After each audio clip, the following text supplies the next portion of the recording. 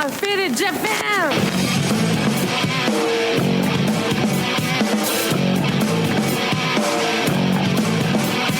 Yeah, all the time me on business. I'm all about my business, but I ain't got no briefcase. Yeah, all I got's some whiskey. Open now the whiskey, bring it to you. Yeah, I'm leaning up against the door, and my feet stuck to the floor, and we're messing on and go. Yeah, I've been in before. I'm a broken man, needing remedial lands. I'm all about my business.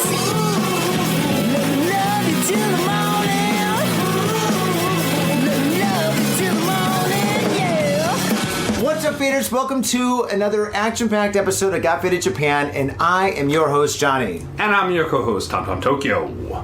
That's right, and as you fine folks know, Got Faded Japan is about four dudes, booze. Japan in the motherfucking news. That's right, and this is episode number 734, and in this very special episode, we are here in downtown Tokyo in a karaoke booth with two very, very special people. Here, faders, we're here with Shredder 1984 and his manager, roadie, the person that does all the magic that he doesn't do. We have Saya. Well, I was gonna say it, but I was gonna say it kind of a cool style. It's like Saya, but yes. And actually, Saya is a Japanese name. It's like Sayaka. Yeah. Yeah. That's a Japanese. Who also mentioned earlier, she's a tattoo artist and she's got a lot of mad crazy ink, and that's very cool. We're supportive tattoos. Man, I didn't know you're a tattoo artist. Yes, I am, yeah. All right, I'm sorry, Shredder 1984. The interviews kind of changed it a little bit.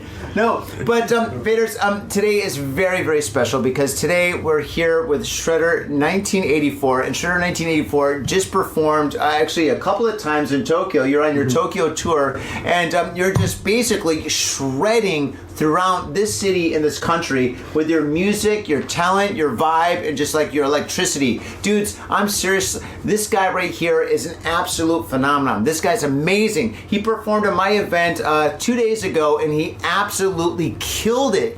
There were people that were super drunk that couldn't even stand, but when he started playing his music, they're like, oh, dude, I gotta rock out. And people were getting up and throwing down. Like it was 1984 they were throwing down.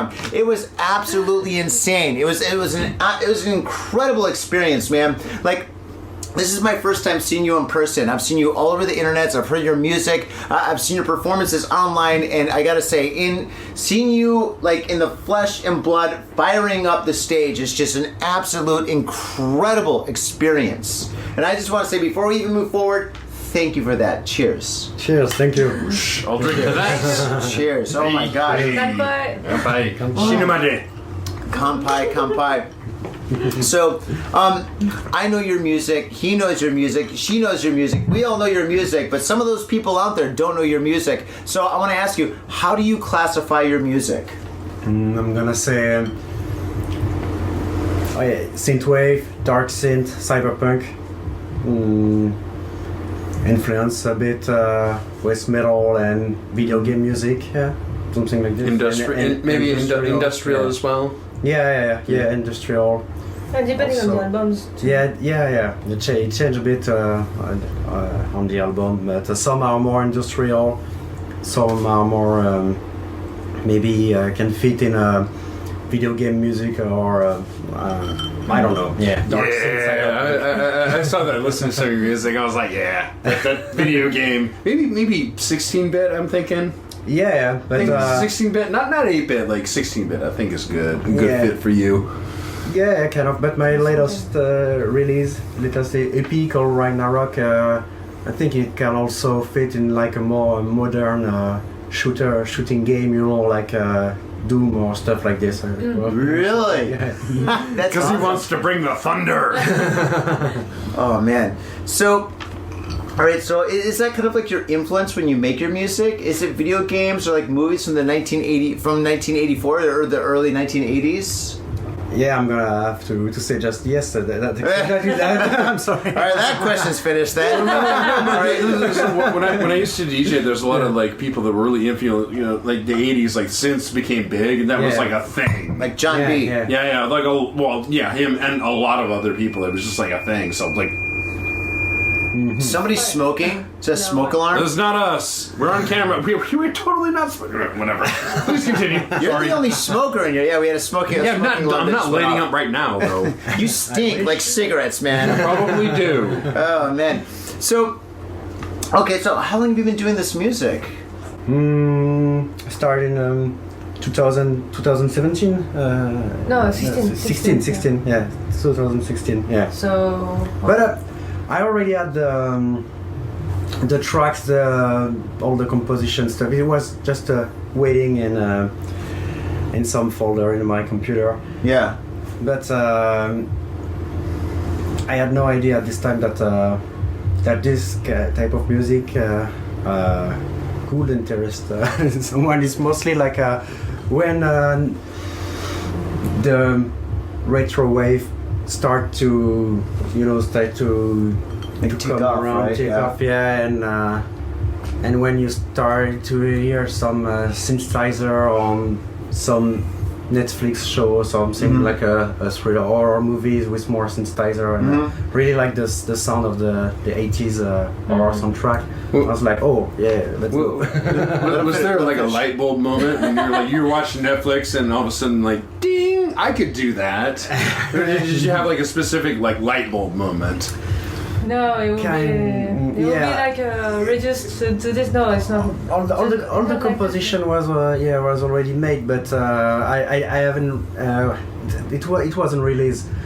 And it's true that when I saw the trailer of this short movie Kung Fury on YouTube, I was like, oh, but that's what I was that's what I'm doing. So yeah, I should release the thing. So all that time there was just this folder just sitting on your computer, whispering into in your sleep, going, "Play me, play me, play me." Yeah. I wish I probably I had to release that earlier, but yeah. How did you get started in music? Like, were you in a punk rock band or a metal band or something like that before you started this, or in 2017 did you just start? Oh yeah, no. No. I was already playing and touring with metal bands since maybe Since 2005. Yeah. Wow, really? Yeah. Like, what kind of metal? Like 1980s metal, or was it like? No, it was more like going Slayer? from thrash metal to brutal death metal. Megadeth, some Morbid Angel. Let him talk. What instrument? Let him talk. He plays guitar, dude. Guitars. Yeah. Yeah, guitar. Yeah. So, actually, it's kind of obvious because when you play guitar, I mean, you really shred. So, I mean, seriously, when you're playing guitar on the show, you're just like, I mean, your hands are just going up and down the guitar. Like, I mean, pretty much like, I mean, it was like you were moving like this, and there's like millions of sounds coming out of that machine. It was crazy. Like, people that were smoking were like, oh, and cigarettes were dropping out of their fingers. And I was just like, Jesus Christ, is this real life? I mean, it was really, really impressive. I mean, you were finger tapping and stuff. You did everything except for putting the guitar behind your head. That's the one thing you didn't do. Playing with the teeth. Oh, playing with the teeth. Yeah, I was waiting for it. I was like, oh, he didn't do it. Oh, man. Oh, I got to go to the next performance. But the thing is, it's just like, I mean, so you played metal back in the day, and so from metal, you went from that to where you're at now. Yeah, exactly. Yeah. It's not a big jump, but it's kind of a jump, you know? Yeah, you're probably right. No, but you can hear in his music the metal background. No, there's a lot of metal and stuff. Yeah, because in the synthwave music, the genre of synthwave, there are like many different types of music, and there's more like chill music, synthwave, more like Miami style, you know, like you're driving and the palm trees and you see the vaporwave. Yeah, like vaporwave. Yeah, kind of. Yeah. There are many different genres inside the same the synthwave family. So yeah, his one is more like metal, and that's why we say dark synths. But yeah, there's not like a proper word for that. I don't know. You know. I think it's we can say that it's not like pattern based music, meaning that it's not always the same pattern that's repeated and there is a structural. Structure, the way you compose your music is more like traditional, like an intro, a verse, pre-chorus, a chorus, a breakdown, a solo part, or stuff like this. So it's not really, I guess, I don't know, not really composed the way that you're supposed, if you're supposed to do something, but it's not really composed to the way that you're supposed to compose electronic music, I guess. Yeah, because usually electronic music is more like a pattern based, right? Pattern based. Like you already put a beat, and you already and usually this beat can repeat like maybe 16 or times, and it's 60 measures. all about the repetition and everything. But as you probably noticed, for my composition, it shifts from to another verse, another.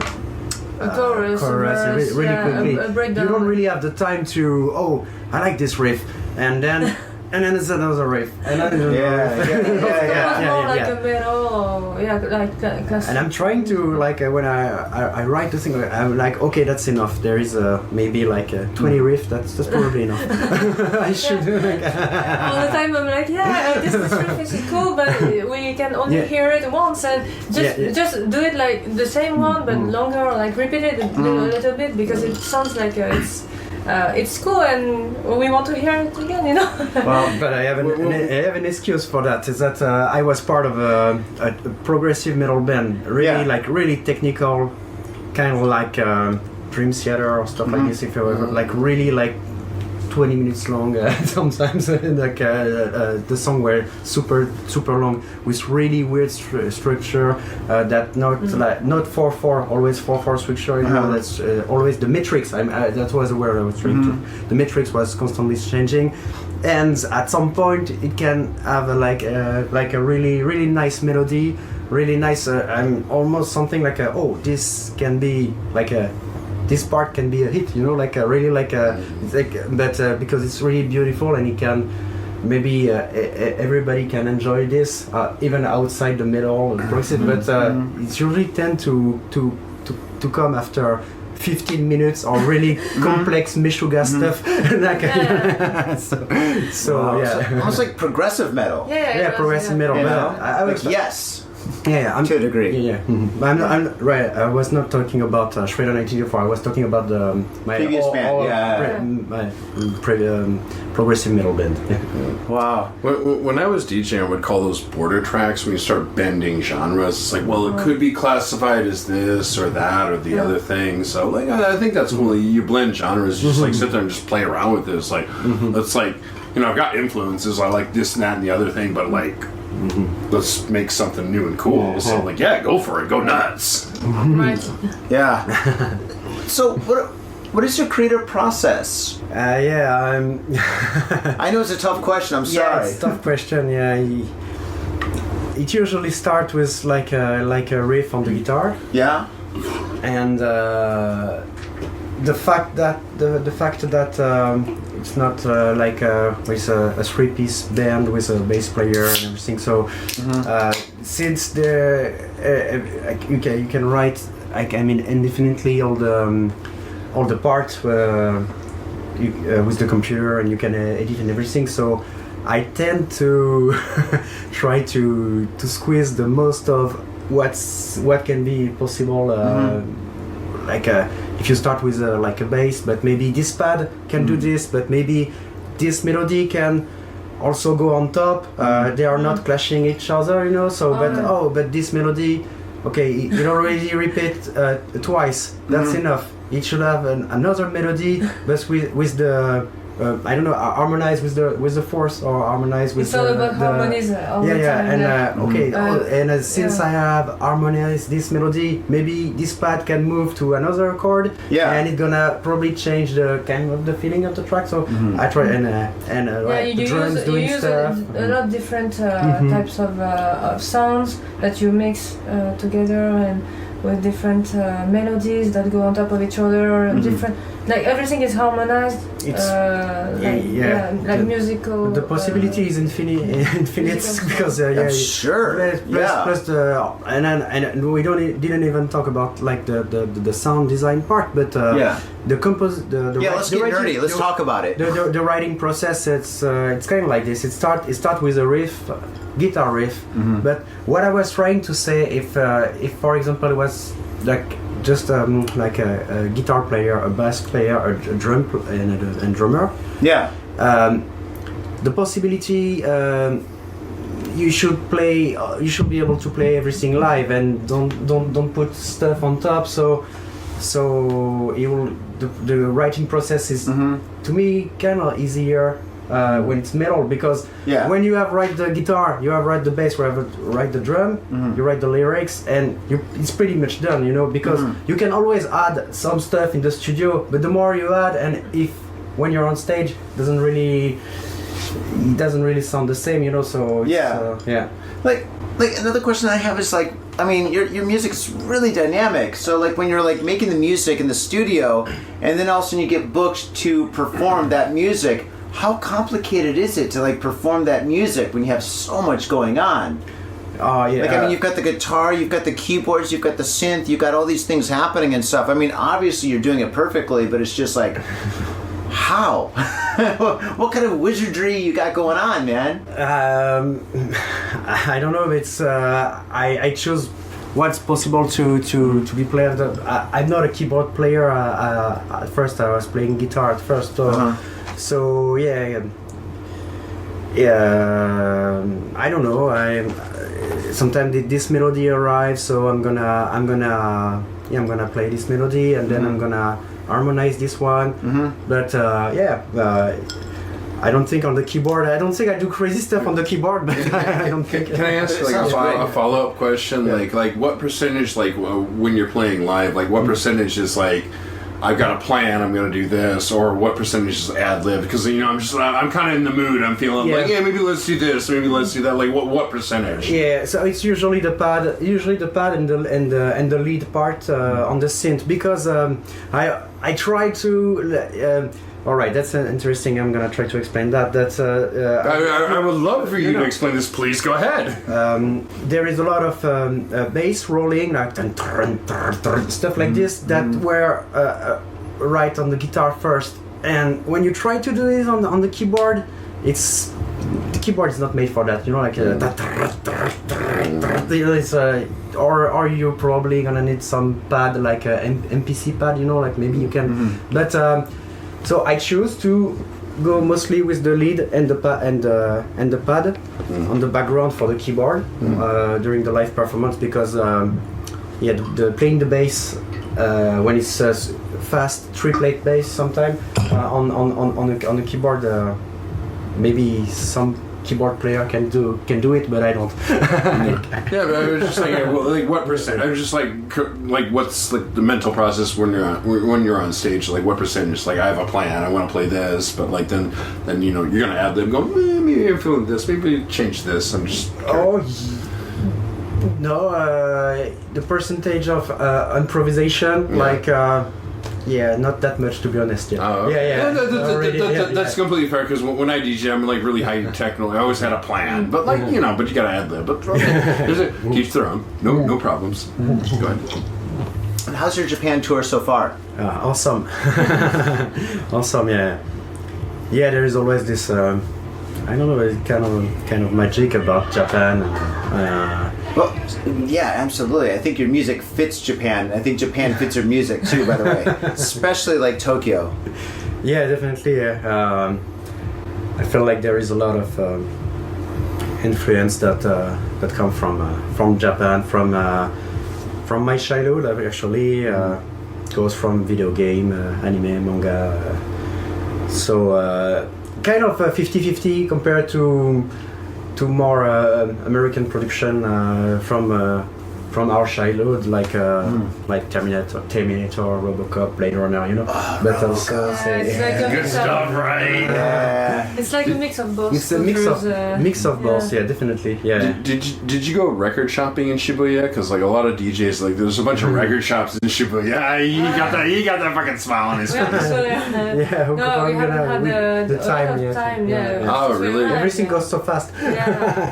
When I DJ'd, like used to, like I did tour guiding with some of the DJs, and they always like the record shops, yeah. just like Yeah. these small, like shops. here They got it's- like the really rare But you need records. Still the to be culture able of, to fit that in the luggage on the yeah. way back. So Maybe I don't know, but like that was always like a thing. But that's what's good in Japan is the culture of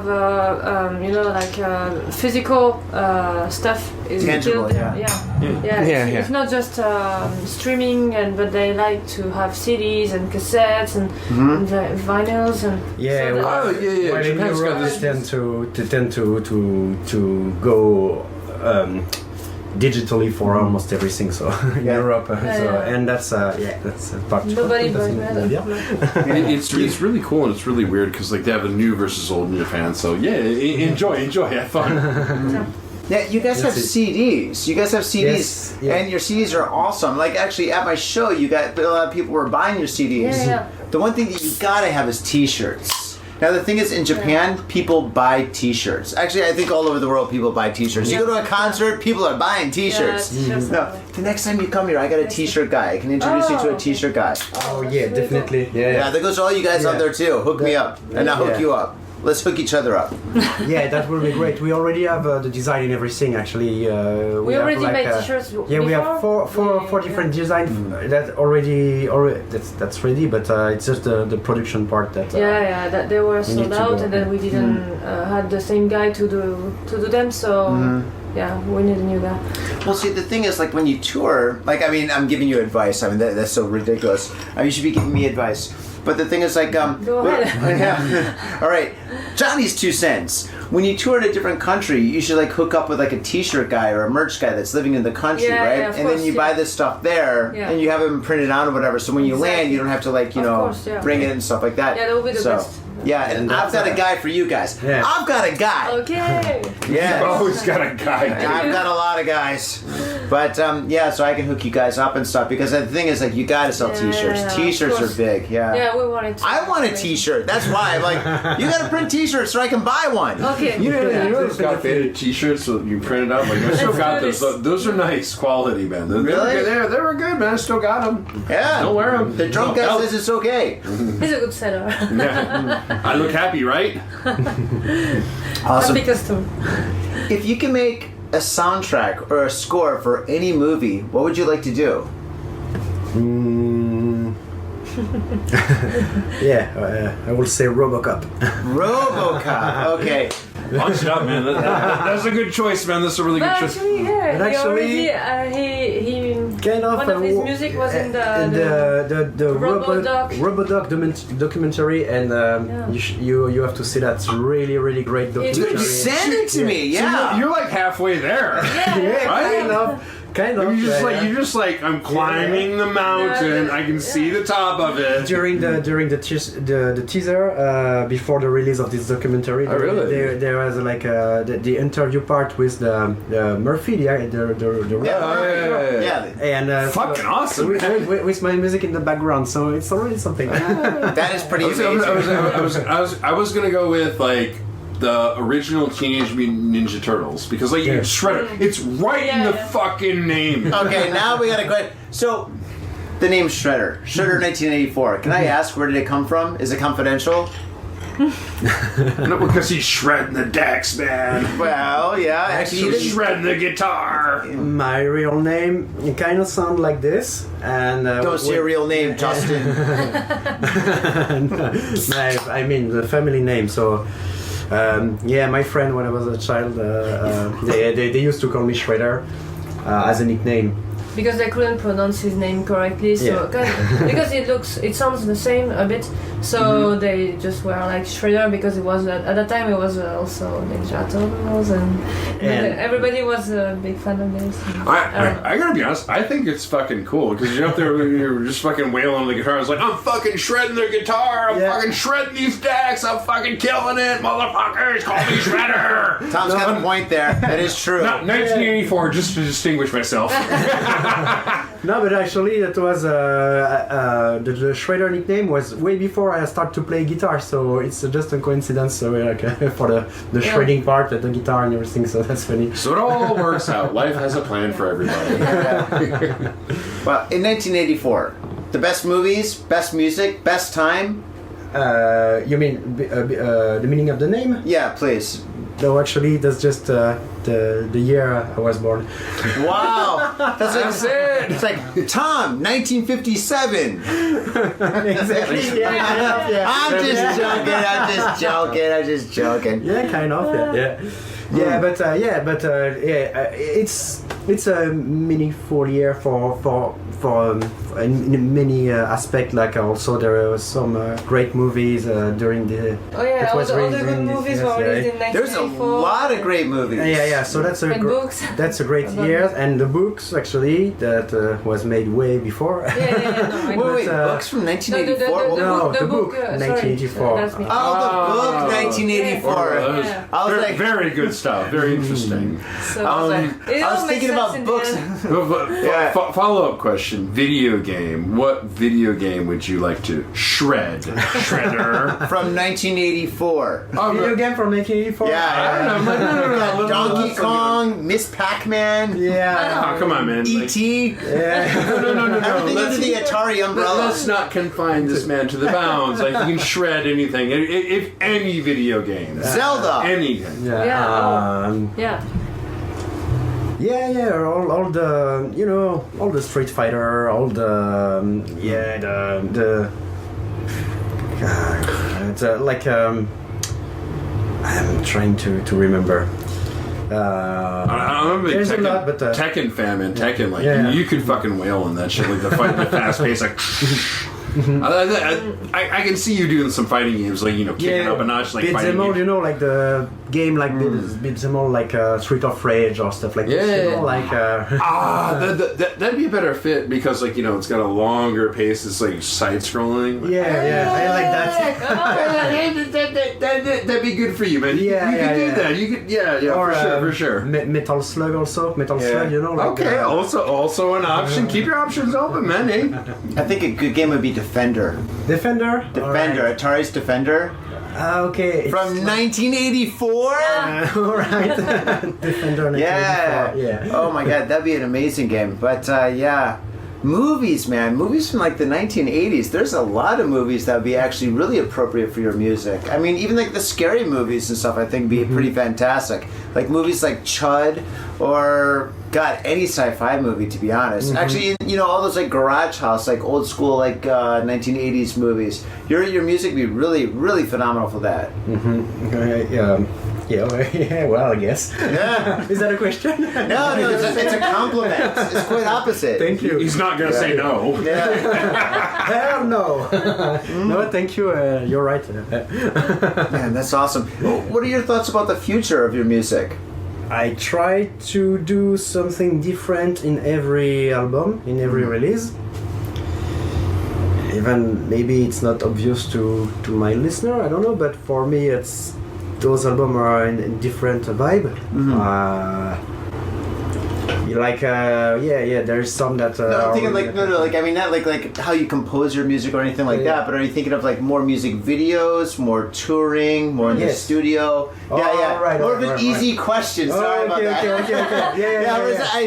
When I asked the question and you started answering like that, I was like, oh shit, maybe I'm too drunk. He's like Sorry about that. He's a philosopher. He's like, ooh, yes. You're going too deep, man. You're going too deep. Let me pull you back. Yeah. So in the future, for the future, what do you want to do? Do you want to do more touring? Do you want More to do more touring, in the studio? definitely. Yeah. Definitely. touring are the cherry on top of the cake. You know, working studio part. It's the writing process and everything. It's really interesting, but studio part is really tedious work. But the tour part, which is also complex, difficult, and everything. But For the reasons, yeah. but that's kind of the goal in the end. You know, to Yeah. be able to travel, show your music to new people that don't know you and everything. That's really what drives me. Yeah, definitely. Yeah. For him, it has always been the thing in metal bands and everything since for a long time. I mean, since I've forever. been touring for ages. Yeah, definitely. Touring is If tomorrow we're making a band together and Yeah. say, look, Me? no, I'm joking. But Can I be the dancer? and you're saying, but this band is just gonna be just rehearsal, and no tour, no show whatsoever. What do you say? And then no, I'm out. Yeah, you That's gotta not my tour. type of, yeah. But I gotta say one thing about like you and touring and stuff. It's like, dude, Faders, Shredder is a fucking real dude.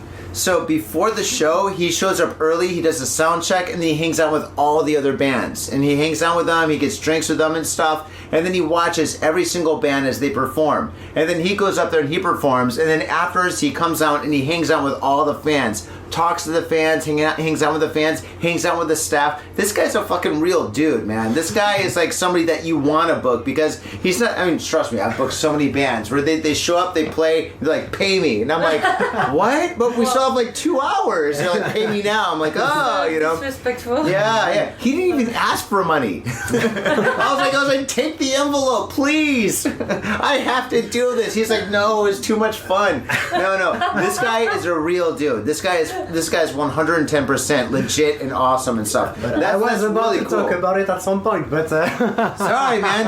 It's true. I gotta say it, man. Because if I don't say it, nobody else will. So I gotta say it, man. Yeah, this guy's for real. Because you're like, Enjoy your life. maybe this is not a good time. Sorry, can I ask a question? Like, best part and worst part of being a professional musician? This podcast is probably the worst. He's at a low point right now. Johnny brings me out here. We got these Motherfuckers with some ghetto yeah. karaoke booths, hanging out, drinking beers. This Oh wallpaper man, my comes life fucking sucks. I'm just joking. okay, enough. Yeah. No, maybe the best part is obviously on stage, and I'm gonna say maybe after the stage when everything went good, you know, without any difficulties or anything. The after show is probably the best part. But the hardest part will be probably transportation with the gear at the airport and everything. Every time I go to I can see how that would suck. every time every time we saw it, especially in the US. Oh my god. You have to, you can Let's play some tambourines. That means we need a drink. We need a drink. Because that's what this interview needs. Is more tambourines. More alcohol. That too. So transportation is probably the most difficult part. The logistics of it, that can be easy. Oh, definitely. Oh my gosh, yeah, and customs. They're like, are you here for business? You're like, no, I bring my keyboards everywhere I go. Oh, fair enough. Come on in. Thankfully, in the US, there wasn't a problem. Yeah. Because he's American, so he can tour in the US, no problem. Oh, that's awesome. Dude, I had a friend that went to the United States from Japan. He's been on the show a couple of times. I'm not going to say his name just in case, but yeah. So him and his band went to Seattle, and they're going to meet with the Sub Pop guys, right? And Sub Pop already broke up and stuff, but they're thinking about like doing some stuff with my friend's band. They show up and they go through customs in Seattle, right? And so they show up and stuff, and so customs are like, so you guys have guitars, you have drums, you have sticks. Are you here to perform? And they're like, yep. they're like, well, do you have the right visa? They're like, nope. Because they're honest, you know. And they're like, well, we have to detain you. They're like, but why? We have a meeting with Sub Pop tomorrow at 9 o'clock in the morning. They're like, well, not anymore. So they went to jail and they spent like 2 weeks in jail, like in like Fuck. Seattle detention, and they're there with like terrorists, crack dealers, drug dealers. And there they are. They're like, Sorry, yeah. but we're hippies and we're in a band. We want to play some grunge music, you know, and and basically all their dreams were broken. To be fair, though, some of the DJs that I've known, like friends of friends, have come to Japan to perform, and then they just like got accustomed. So like, oh, you're on a tourist visa. Like, what are you doing here? I'm going to DJ. They said that? Yeah, they just basically said that, and like, you know, and they're like, well, you don't have a visa. Bye. Wait, is that true? Just turn around, go back to the plane, and you're on this flight. Yeah, They're just like, so what the fuck? But wait a second, because I don't think that's true. Because DJs usually have like a Temporary- an iPhone or like a USB. They don't have records. They probably Is this like the 1990s? That, I'm an awesome DJ. Oh, they have a bunch of T-shirts. Yeah, that'll be it. I'm joking. So we got a suitcase with 500 of the same T-shirt. It's my favorite color. Yes, right? That's how they it depends on the custom made. You might have a rod up his I like ass. to change every hour. Yeah, right. I just love this shirt. Yeah. I really love it. Yeah, but like, yeah, it happens. But like, you know, hope, I mean, you guitar- guys are here. You're sort You of. can't hide a guitar. I don't know. Maybe one of those massive trench coats. Like, oh, I don't know, man. Inspector Gadget. Yeah, right. Oh my gosh. He could be an Inspector. Yeah, that's a good fit. Maybe if there's a new Inspector Gadget, like the synthesizers, like Yeah. technological, that'd take be a a good trench- fit for him. a trench For the coat. shredder, right? I wouldn't go there. Put all the synths there. No. What about the operation room when they're hooking him up? Like, just like even some synths. Come on. Yeah, that's No. Am I wrong? Yeah. Yeah. So, I want to talk about clubs. Are there Are there any major differences between clubs in Japan and clubs in France and Europe? Like I've been to many clubs in like Europe and stuff, but the thing is, like I was on the art side. I was doing live painting. So, but regarding like performances and musicianism. I'm making up words. Musicianism. I'm making up words now. Okay, but anyway, musicality. Yeah, but anyway, you know what I'm saying. I don't know. It's kind of the same way to organize like an event or like the last one, for example. With few bands. I'm trying to. I'm thinking what would be the major difference. I mean, the only thing that I I don't can really know. the only thing that I can think about is like in Japan, even very, very, very small clubs, like the ones that I run. Yeah. We have sound guys. Okay. But like when I was like when I was in Europe, you know, there's like medium-sized clubs, and there weren't like sound guys. Oh, really? You know. Oh, So okay. the big clubs, yeah. Okay. But like it's just like I mean the club that you performed at like Knob and Shibuya and stuff, it's small. It's really small. But we had a sound guy, we had a sound engineer that came in and stuff just to make sure everything was okay. And to be honest, I think that's unnecessary. I'm like, do we really need to pay all these guys? You know? I'm paying them, so I mean I'm gonna back that because like Japan, like they find like a job, somebody who's into it, and like those guys take pride in their jobs. The sound guy is gonna work his ass, going sit there, and go ooh, and tweak a bunch of knobs, and like they will give you the royal service. They're like, oh, I'm very sorry, sir. Is this okay? Is it to your liking? I hope so. Yeah. You're like, yeah, I think we're good, but I think thanks. Yeah. But the sound guy. In every even small club there always some guy in France. Yeah. really. Yeah. I try to think. I think that all the time they have, even in the US they have some guys.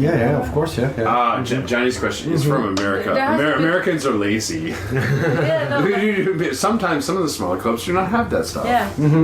But usually, there's some guy and there's a light guy. Yeah, I'm sorry that was a boring answer. But, No I don't worries. really know You are to- the guest. Enjoy. Yeah. Tom, you're a guest too. What are you talking about? Okay, I got to hear some stories. So you've been to so many different countries, so many different like clubs, so many different like events. Do you have any really crazy or wild stories that you like to talk about? Maybe not in front of his girlfriend. Oh no. Sorry. Wow, I try to remember.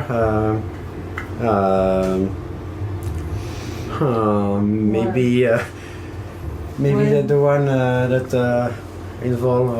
I'm sorry to put you on the Yeah. spot like that. No, but Which one? there was like non mais le concert en Californie, tout ça. Là c'était sacré, crazy days that were But- starting with like Okay, that a one. party that Yeah. involving a guy that was committing suicide in front of the window, and Yeah, also crazy day. and we were driving through Death Valley with Dodge Charger Hellcat that we rent. Well, And Wait. This is the beginning of Fear and Loathing in Las Okay. Vegas. I've seen that movie, okay? You guys are making this up. No, that's for real. What? But since we were really short on time, Yeah. we had to make the road trip really quick, and Yeah, and because- after that I was playing at the Whiskey A Go Go in Sunset Boulevard. Yeah. So the whiskey. actually, You know Of We- course I know. It's amazing. It's an he iconic club. had this gig in the Whiskey A Go Go, and we planned a road trip with some friends in the Death Valley, and we were about to go to the Death Valley and everything, and then the guy committed suicide, and we were oh my god, we witnessed this. And we were all like, oh my, well it kind of killed the whole day, obviously.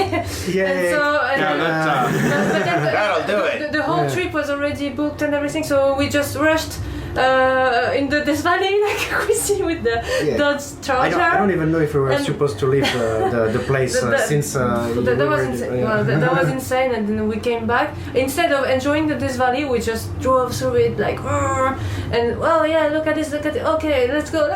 And then there was the show at night, and well, yeah, we were on time for the show. So, oof. But that was insane. It was supposed to be a nice day, you know. Yeah. It was until it wasn't. Yeah, definitely. So- that was really a crazy day. Yeah. Wow. Okay. Sorry for that answer, but No, but like I mean, when I used to paint like live at clubs or like in Europe and stuff, every time I went out there, there's always one crazy thing that happened. You know, I mean, either they put me on a ledge and have me paint like was it like maybe 17 stories above the ground or Oh. something, or maybe like in France, a guy tried to kill. Well, I mean, he wanted to kill me, but it's a long story. But yeah, that's a story for Well, another you're still time. here. Yeah, I am still So here. you didn't get killed. Not so yet. That's a win. That is a win. But it's just like every time I go on tour, every time I went on tour, something absolutely crazy happened. So I was driving, I was in Berlin, and it was like me and my friend, and he was like one of the organizers of this club. We're in the backseat of this car, and we're driving to go to his girlfriend's house, and the girlfriend's actually driving this car, and she's trying to show off, right? So she's driving super fast, and she's passing car after car after car, and then she passed another car that wouldn't, then it sped up, so she couldn't go back into like the lane, and another car came, so she's playing chicken with a car that's right next to us, and I'm in the back drinking beers with my friend. I'm like, what is going on? And then the car right of us realized that he's going to kill us, so he hits the brakes, and we scoot over, and the other car goes by. Really? The crazy things always happen when you go on tour. That's my point, right? Probably for you on this tour, this podcast is the most crazy thing. You're like, oh my god, I was on a podcast with a couple of drunk assholes. It was nuts. Oh my god, they kidnapped us. Yeah. We ain't going nowhere. But, no, but it's just like, you know, I always have like crazy things that happen to me. So I'm always curious about like, you know, like bands and DJs and performers when they come to Japan and stuff. What kind of like crazy situations they've been in? You know, obviously that was one of them that you guys had. So Yeah, that was the first one that comes to my mind when you asked that. But maybe there is other, but I don't know. That's the first one I recall. yeah. it's a good one. Yeah. It's a good one. Really intense. Yeah. Best and worst thing about Japan? Oh, well. Well, you don't have to say the worst thing. Worst thing, just say tax. Well, the taxes are ridiculous. It's not fun, I'll guarantee you that. Just keep it positive. Best, I mean, everything is cool here. Yeah, everything. I know, it's awesome, right? Yeah. Yeah. That's what For Japan, yeah. you've been there for 20 years, so. And then 20 Yeah. years, 22 years, yeah, fucking Yeah. awesome. I don't think you've No, been here that's for 20 years. Yes, I Are we gonna have this argument again? It's not an argument. Your numbers change all the time.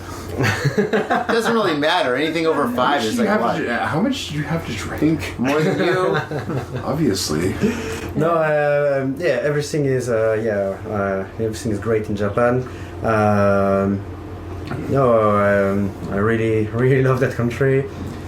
Even if I have to admit, I was just in Tokyo and around Yokohama. Even the last time I was mostly around Tokyo and Yokohama, so probably I'm not able to say that I know Japan. It's mostly like Tokyo and Yokohama. Yeah. So this time we thought we were gonna enjoy Tokyo and around, and another time we'll take the time to visit the whole country.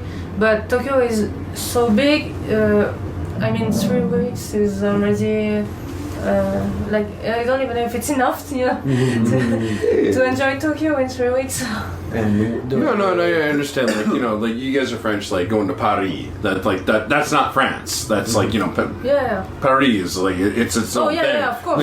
Coming to Tokyo, that's not really Japan. That's like something. We know that, but we wanted to take the time to enjoy Tokyo and all the different neighborhoods, and then another time we'll visit all the other cities, Osaka, Kyoto, and everything.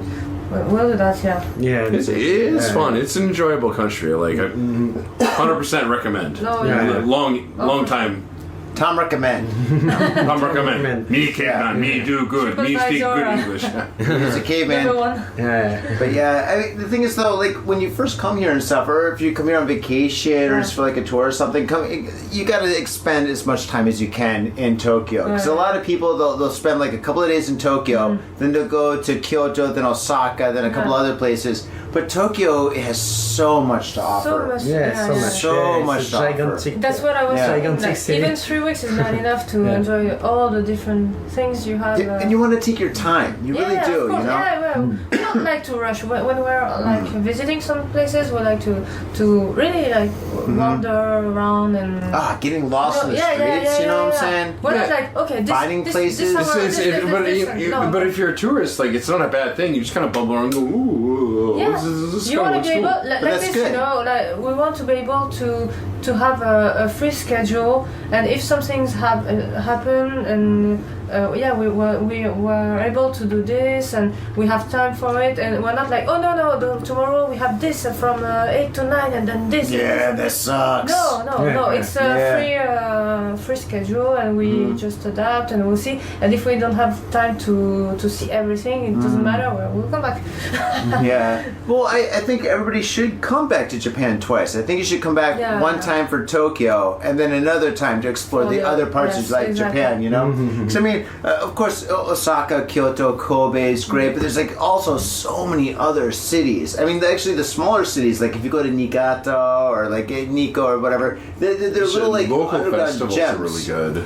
Festivals here, of course, are really phenomenal. Fun. Yeah. But, also, last winter, one of my friends visited. He's originally from Poland, but he lives in Chicago. But it's his 8th time here, and whenever he comes, he'll stay 2-3 weeks, a month, long time. It's his 8th month. Time. Yeah. Who can go on vacation for a month? Professional photographer, freelance. He gets paid big money. Strippers, I'm a stripper. I took October off. No, but he's like, dude, it's my 8th time, and I'm always finding shit to do. So I want to play with capybaras. I want to play with a cat cafe. I want to do this. I'm going to do that. There's always shit to do. So many things. All right, well, all my questions are done, so now's the time for you guys to ask me one question. Yes. Well, the tables are turned. You can ask me a question. You can ask me a question. I'm available. Yeah, how long have you been doing this? What, the podcast? Yeah. Since 2009. 2009, wow. Great. Okay. Cool. I wish the answer was 1984, but no, I'm sorry, 2009. There was a DJ Hot Since 84, I think. Oh, really? Yeah. It was just it was the year I was born. I've been hot since then. It was you go, sir, you go. You do things. Deep house, different genre. But it's That's cool. I'm down with that. That is a good Okay. name. And so, what made you come to Japan, to Tokyo? That's a good question. Yeah. Murder. Murdering the scene. Let's see. I first came here in 1998, and then I moved here in 2002. And basically, it's just because I had a lot of Japanese friends in San Francisco where I lived at the time and stuff. I had 2 Japanese right. roommates. Okay. I DJ'd back then. I organized drum and bass raves and stuff and all sorts of other parties, whatever. And so I knew a lot of Japanese kids through, I mean, I was a kid at the time as well. Yeah. Through like just like my roommates. And so we organized like clubs. Like, I mean, actually I had like one monthly rave, one huge like nightclub that I did, nightclub events every month, and then I had 2 weekly events in San Francisco. Okay. So I was organizing tons of like just drum and bass events, but I was also doing hip hop and house with like my Japanese like friends or whatever. And so through them or whatever, I just like networked and I built like connections here in Japan. Okay. And so like, you know, when like the economy collapsed in like the early 2000s or whatever, my Japanese friends, everybody went back to Tokyo or whatever and stuff. And then one of my really best friends, Satori Wan, he's like, yo, come on, he's Japanese. He's like, come on to Japan. You come out here and like DJ. We can organize events or whatever. Let's build an empire. Awesome. And I was like, fuck yeah, let's do this. I mean, this is a long story short, you know, so this is the simplified like answer. So I came out here and I stayed. Okay, yeah, of course. But once you're here, you only want to stay. I think. Pretty much fucking when I nice. came here, I just Yeah, burnt the nice. boats, you know? I was like, well, I mean, I had nothing going on in Frisco or the States or whatever, Yeah, so I was of just like, course. you know, but I always thought like I would like come back to the States. Well, and I always thought like maybe I might go to New York or something and start something there. But it's Okay. just like when I came out here, it's just like, I already had a lot of friends once I came out here. So like when I came back when I came to Japan, I did a homestay at my friend Taka's house, where I was Satori One, and so like I met him and his family, and we all fell in love, and it was all great and stuff. But it's just like then like I had a lot of friends that are already here, so they're like, Johnny, you're here. This is fucking Yeah. crazy. And then they introduced me to their friends, and then their friends. And so Yeah. basically, it's just like. I had this huge like network, you know. Yeah, I mean, Yeah. you know, Awesome. it was great, and all my friends, like, I mean, like back in like when I was in San Francisco, I hooked all these guys up, right? Because they're all like Japanese and shit. Like for example, like you know, my friend Tomoko, she had a problem with her landlord, you know, and she's like, oh, my landlord's doing all this shit. I'm like. Pfft, let me talk to your landlord, you know? And then fucking like had friends that had problems with their homework. They're like, oh, you know, I keep on getting in trouble because like the grammar's wrong. I'm like, well, buy me some beer and pizza and let me hook you up with the grammar. So I was like helping all my friends, right? Through my like 2 roommates, you know, that I met and whatever. And so, you know, then, you know, when I came here, everyone's like, Johnny, we're going to hook you up. And then, you know, I got hooked up. Yeah, that's So- Yeah. what's best. Yeah, when you have deals like this, you have people that help you.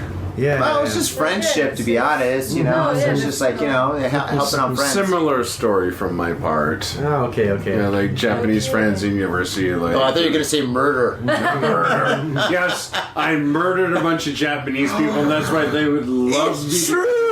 Oh, no! This is No, like a no, but like 1980s yeah, movie. very similar, like, you know, very similar story. Like, yeah, I went to, you know, I was like a little kid. I saw Yeah. anime and like video games. I was like, dude, it's fucking cool. Yeah. And then like I went to university, met a bunch of Japanese people, and then got invited to stay and like, you know, did my thing and yeah, Yeah, that's awesome. Yeah. and it was like, yeah, it's pretty cool. Oh, so for you on the story, there is no anime or video game motivation whatsoever. I didn't give a shit about that. I didn't Man, care. come on. Not even sushi. I was like, I don't really care at that time. Now, you know, That's when interesting. I moved to Yeah. Japan and stuff, you know, then I was like, all right, anime's kind of cool, I guess, you know. Yes. Dude, it's all right. Can I just mention one thing? Like, you know, like the video games and like anime are like obviously they're I mean, cool. yeah, I played Mario when I was a kid, but I didn't come to Japan to play Mario, you know. I'm not like the movie The movie The Wizard. Oh, dude. Can I- Definitely the wizard. can I just- Power Glove. Nobody Sorry, remembers this yeah, movie. yeah. Nobody remembers this movie. The wizard. Yeah. Oh,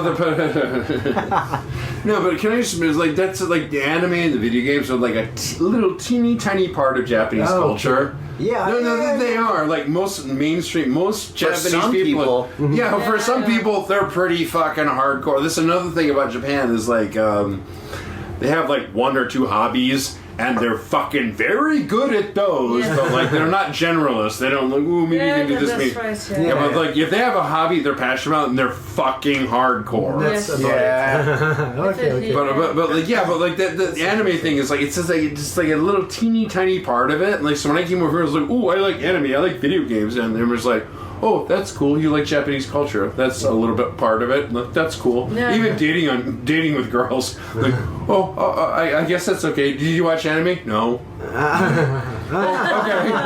Yeah, I'll tell you one part of Japanese culture that I'm really kind of like finding fascinating, to be honest, though. On a serious note, is that recently I've been really involved in like and interested in antiques, Index. Japanese antiques. And the coolest freaking antiques that I've been kind of like introduced to, they're called tsubas. Kind of like a tuba, but a tsuba, right? Okay. And it's with a katana, the Japanese samurai sword. It's the handguard. Yeah, Like the yeah, handguard yeah. plate. Okay. So the thing is, like, when you have like a samurai sword, like a katana, you've got this plate right here, right? Yes, yes, And the the guard, thing is, the guard. the guard, right? And usually it's kind of like a square. Yeah. Yes. But the thing is, like, the higher up the person, the more like detailed it Detail is. with all the all the engraving, everything. Dragons and Buddhas and all sorts of cool octagon, stuff. by the Oh, way. okay. Yes. Yes, yes. But it depends. But the thing is, like, there's so many different kinds, there's so many different designs and Yeah. stuff, and they had specialty people, not the sword makers, but the tsuba makers, right? Oh. That would Oh. spend their whole life, generations after generations, just that's making these insane. fucking That's things, crazy, right? yeah. And the things I didn't know about any of this kind of stuff until I went to like an antique show where basically I saw a bunch of these. And I'm like, what the fuck are these? Are these like ninja stars? And the guy's like, oh, stupid foreigner. Let me introduce you to like the tsuba. And so this guy's telling me about the tsuba, and then I started doing like a Google search, and I was like, holy shit, these are fucking awesome. Yes, yeah. Yeah. And so I've been kind of like, I only own one. Right? I only own one, and the one that I own is like super awesome. But the thing is, just like I find them absolutely fascinating, Yeah. and I want to start Yeah. collecting them and stuff. You know? Yeah. Dude, It's very not really, to make really girl. cool. Apparently, before we came here, like, according to one of my friends who's lived here a lot longer than me, like they had to down by the river, they had just guys just doing that, just really teeny tiny factories, just handcrafting some of that shit. Wait, Yeah, now but- or like way back in the day? Way back in the day, obviously not now. Well, I don't know. No, They're making fake ones. Like, No, we're no, gonna- no, these no, no, fucking- no, no, these no. tourists are going to pay us so much money. No. I guess like way back in the, according to one of my friends, I can't verify this rumor. Yeah. But, like way back in the day, up and down the river, Uh-huh. they just Like Dude, medalists, just like yeah, machinists, making those kind of these things. teeny tiny shops where people that's cool. do that shit. Yeah. They were. That's Maybe- what's maybe- cool maybe- in Japan. Gaijin not welcome, Take a so- look. Yeah, That- that's Yeah. interesting. That's what we love in Japan is the mix between traditional stuff. Like they kept so many ancient things. Like when you're inside the city and all of a sudden there's a temple. You're like, whoa! Like the contrast is incredible, and that's what I love in Japan. The both sides, you know. I should take you to the demon temple up the street. Oh yeah. Nobody knows of it. Yeah, like none of the tour. I mean, Yes, it yeah. doesn't exist. There's no such thing. It's totally Yeah. not a thing Yes. that we see every day. Yes. We're gonna go to Asakusa later with all the other people visiting Japan. Yeah. No. It's, Sorry. This is the weirdest shit, though. But yeah, but what you're talking about, like Japan, like old versus the new, how there's some kind of Yeah. weird balance, right? Yeah, and there's just like Yeah. this And then weird, they like just yin put and all yang these- balance. I don't know how to say exactly. it. Exactly. That's awesome. I love it. Yeah. But yeah, Japan is like so deep. The culture is so rich. I mean, of course, like everybody thinks sushi and ramen and like ninjas and shit. But and Which that's they true. have, and they are awesome. But yes, Yeah, but and then there's other shit. No, it's not. There's other shit. It's just like it is like so much deeper. Yo, what's up, Faders? Got Faded Japan has got a new sponsor. Our new sponsor is Gamuso Bar, located in Asagaya, Tokyo. If you're kicking it in Tokyo and you want to get your groove on, get your fade on, you better get your ass down to Gamuso. Gamuso is located in Asagaya. It's about 11 minutes from Shinjuku Station on the Chuo line. Gamuso has weekly bands, weekly performances. And hell, if you got your own event and you want to hold it at Gamuso, we'd love to host you. So contact Gamuso at www.gamuso.com. That's www.gamuso.com. That's right, Gamuso has not only beers in the bottle, but beers on tap. We've got every drink you want, so come on down to Gamuso. Gamuso, and if I'm working, tip me. Have your attention, please. Attention! Hey, yo, what's up, Vaders? Johnny here. You know I love booze and news, but I also love art. So come on down to thespiltink.com and check my art out. I've got tons of stuff there for you to check out. I've got paintings, I got prints, I got videos. And I tell you what, if you like a painting, I could probably sell it to you. And I tell you what, if I can't sell you that painting, I will definitely sell you a print. I've got prints of all my work. Prints are about 2,000 yen each, about $20, but if you buy two, you get the third one for free. So come on down to thespiltink.com. Yo, and on top of that, I'm looking for commissioned work. So if there's something that you want me to do, I can make it for you. Just check out my stuff and see if you like my style. And if you like my style, I can definitely paint you anything on canvas, paper, whatever. I've done it all. So come on down to thespiltink.com. That is THESPILTINK.com. Thespiltink.com. Proper. Are you at Harajuku with some out-of-town friends or your family or significant others? Yeah! Do you want to chill and drink beer and eat sandwiches while your friends overpay for glitter unicorn socks? And the flavor's gonna make you complete at Harry's Sandwich Company. So come on down to Harry's Sandwich Company in the heart of Harajuku, right off Takeshita Street. See you there! Mitsuya Liquors. Yo, what's up, Faders? If you're in Asia, if you're in Japan, if you're in Tokyo, if you're in Asagaya, you better get down to Mitsuya Liquors. That's right, for the most affordable prices in Japan, you can get over 300 different kinds of beer. That's right, over 300 different kinds of beer. And of course, they got all the shochu you need, all the sake you need, and of course, they got wine from California to Italy to France to New Zealand. They got it all.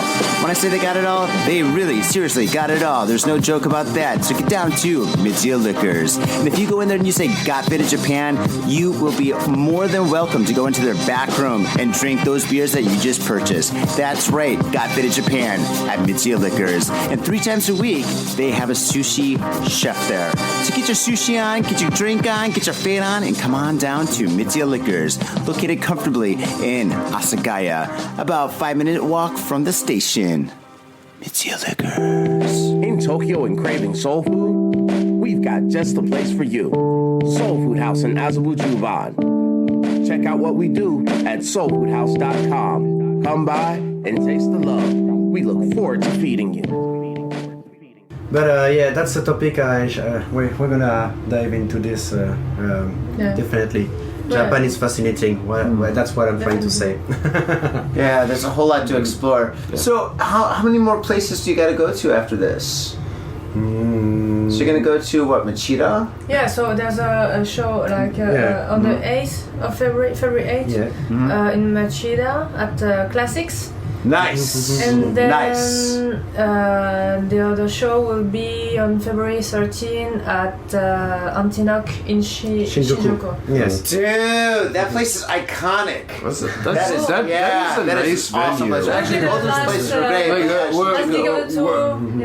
What are you guys planning to do on your downtime? So I guess you got a little bit of break between shows.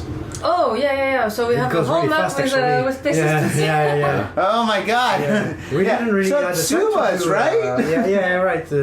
Yeah. See the Black Samurai. Yeah, we didn't really have the time to do a lot of touristic stuff, but So we'll do. fast. We'll try to check all the things that we had on our list. Maybe we can say that Golden Guy yesterday was part of the touristic part. Golden Guy's fucking cool, man. I love that place. It's great. It's great. Just go there early or go there late. Oh yeah. Never go there during prime time because it's hard to get into any of those We bars. started early and You ended up stayed till late. late. Yeah. Oh God, I know. Ended up early too, actually. Staying It's a all pretty night. rocking place. Like, or either that or just wander around Oh, it's Shibuya. fun. Like, Shibuya's Yeah. cool. No, that was fun. So yeah, we have stuff we want to do, but we'll see. Like I said, we're not like tight on schedule. We'll see whatever comes up, and yeah, That's absolutely. As the French fantastic. say, c'est la vie. exactly. C'est la vie. C'est la vie. Do people actually say that? C'est la vie? No.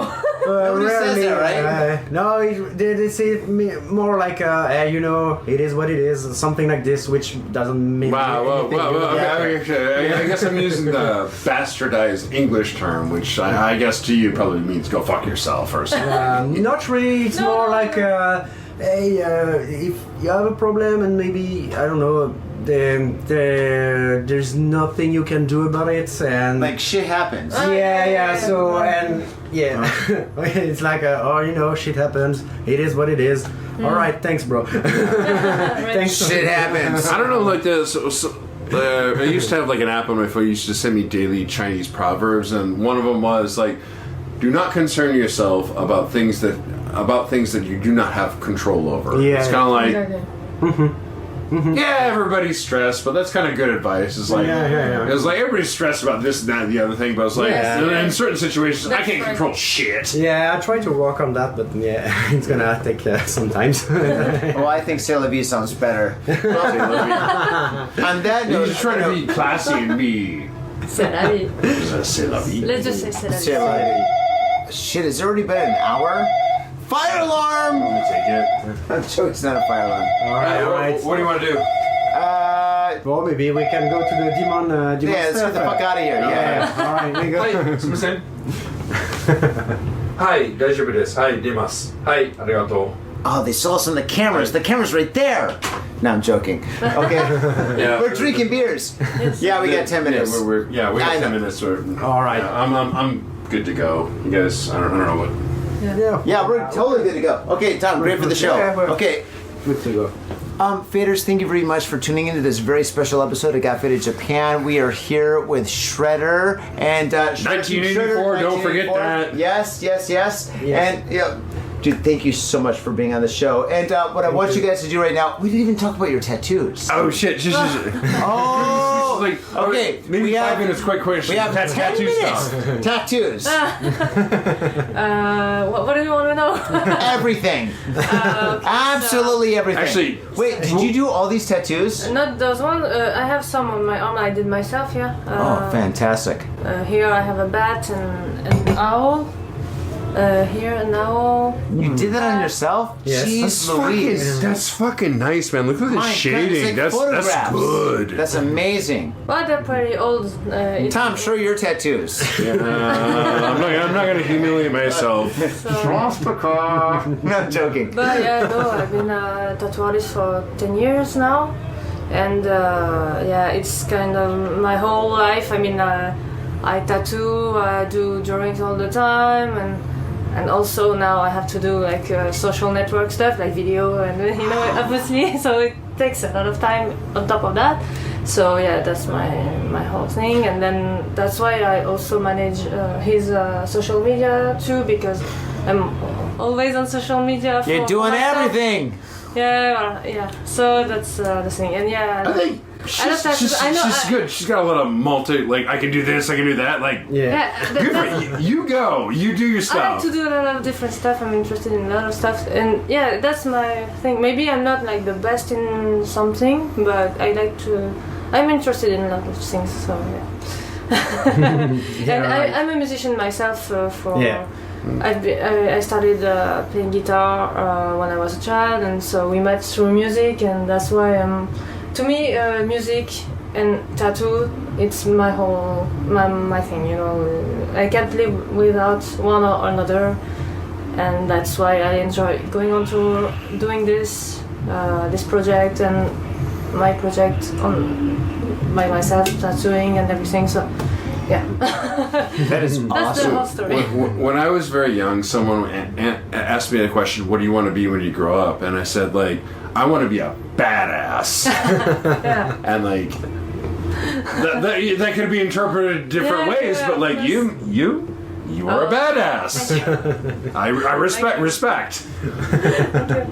Yeah, no, I don't know, but that's nice. Cheers to that.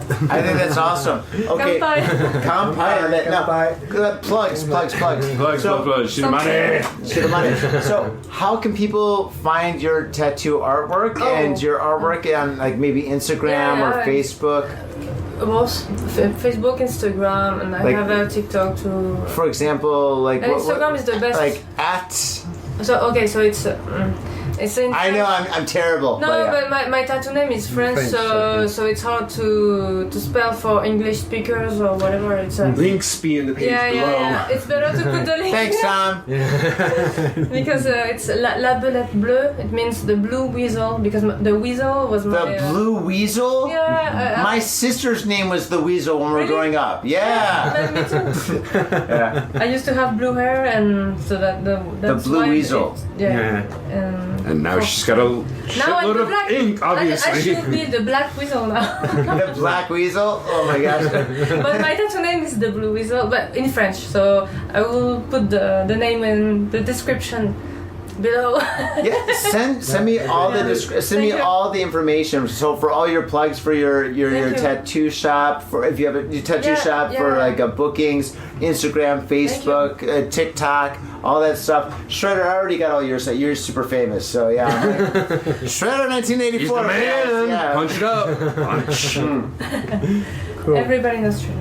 Everybody knows Shredder. Actually, I'm just everybody kidding. should know Shredder. And if you don't know Shredder, shame on If you. you don't know Shredder, you will. Oh, you do now. Yeah, you guys, thank you so much. You guys are absolutely fantastic. You guys are amazing thank you for people. Like, making- and the cool thing is about you guys is just like you're both amazing, like musical and like physical artists and stuff. Like you make tattoos, you make music and stuff. Actually, your music videos are pretty out. Do you make the music video? Do you do the videos? Who does the videos? I do the video. You do the videos. Oh, God, these guys are so multi-talented. It's amazing. I want to be a badass when I grow up. Oh my god, you guys are so awesome and stuff. Thank you so much. And the cool thing is that not only are they that awesome, but they're actually super cool people to hang out with and drink with, and they're just like so cool to their fans too. How many artists can I say that about? You know, I mean, I'm like so many people. I'm like, well, they're great people. Actually, great a vast musicians. majority of them we've hung out with. Actually, to be honest, you're right. You know, to be honest, actually, most of I the don't, people I don't that think I had a bad experience with any band or musical member we interviewed.